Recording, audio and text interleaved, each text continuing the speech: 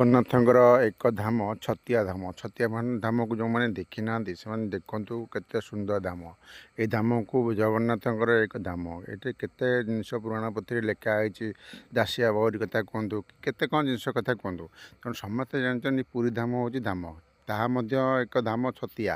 ତେଣୁ ଛତିଆ ଧାମକୁ ବହୁତ ଲୋକ ଜାଣିନାହାନ୍ତି। ଯେ ଠାକୁରଙ୍କର ଏଇ ଧାମକୁ ଦେଖନ୍ତୁ, ବହୁତରୁ ବହୁତ ପରିମାଣ ଲାଇକ୍ ସେୟାର କରନ୍ତୁ। ଓଡ଼ିଶାର ସମସ୍ତେ ଏଇ ଧାମକୁ ଦେଖି ଏଠିକି ଆସନ୍ତୁ, ତାକି ଓଡ଼ିଶାର ଆଉ ଗୋଟେ ଧାମ ବୋଲି।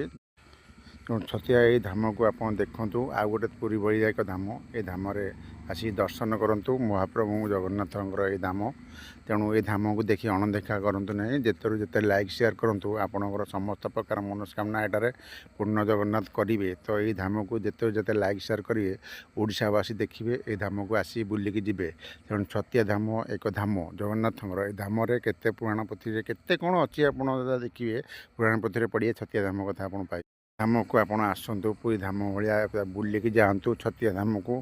ଆପଣ ଜାଣିପାରିବେ ଛତିଆ ଧାମ କେତେ ସୁନ୍ଦର, ଆଉ ଜଗନ୍ନାଥଙ୍କର ଏତେ ପରମ୍ପରା ବଜେଇ ରହିଛି। ତେଣୁ ସେଥିପାଇଁ ଧାମକୁ ବହୁତ ପରିମାଣରେ ଆସନ୍ତୁ, ବୁଲିକି ଦେଖିକି ଯାଆନ୍ତୁ। ତେଣୁ ଆପଣ ବି ସେୟାର କରନ୍ତୁ ୟୁଟ୍ୟୁବରେ, ଏଇ ଚ୍ୟାନେଲରେ ଆପଣ ବହୁତ ଲୋକଙ୍କ କତିକି ପହଞ୍ଚାନ୍ତୁ। ସମସ୍ତେ ମଧ୍ୟ ଏଇ ଧାମକୁ ଆସନ୍ତୁ, ଦେଖିକି ଯାଆନ୍ତୁ। ଅଣଦେଖା କରିବେ ନାହିଁ, ଅଣଦେଖା କଲେ ଅଶୁଭ ହେବ ଜଗନ୍ନାଥଙ୍କ ଧାମ। ଯେତେ ଲାଇକ୍ ସେୟାର କରିବେ ଆପଣଙ୍କ ସେତେ ମଙ୍ଗଳ, ଜଗନ୍ନାଥଙ୍କ ତରଫରୁ ମଙ୍ଗଳ।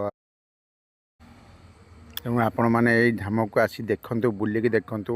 ଆଉ ଏତେ ପରିମାଣରେ ଲାଇକ୍ ସେୟାର କରନ୍ତୁ ଯେମିତି ସମସ୍ତେ ଏଇ ଧାମରେ ଆସିକି ପହଞ୍ଚି ଦେଖି ବୁଲିକି ଯାଆନ୍ତୁ। ପ୍ରଭୁଙ୍କର ଏଇ ଧାମକୁ ଦେଖି ଜମାରୁ ଅଣଦେଖା ନକରି ବହୁତରୁ ବହୁତ ପରିମାଣରେ ଲାଇକ୍ ସେୟାର କରନ୍ତୁ। ଆପଣଙ୍କର ମଙ୍ଗଳ ହେବ, ଆପଣଙ୍କ ଘର ବି ସମସ୍ତଙ୍କର ଭଲ ରହିବ ଆପଣ ଲାଇକ୍ ସେୟାର କଲେ। ତେଣୁ ଲାଇକ୍ ସେୟାର କରନ୍ତୁ। ଏଇଟା ଆପଣଙ୍କୁ ମୋର